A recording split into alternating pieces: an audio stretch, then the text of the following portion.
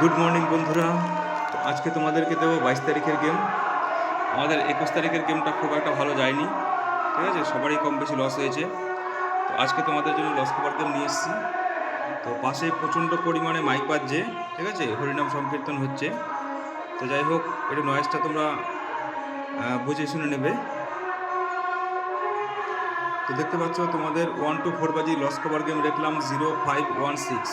প্রচণ্ড জোরে মাইক বাজছে, তোমরা আওয়াজ পাচ্ছ কিনা বলতে পারছি না, তো তোমরা স্ক্রিনে দেখে নেবে, ঠিক আছে। 0516 থাকবে তোমাদের লস কভার গেম।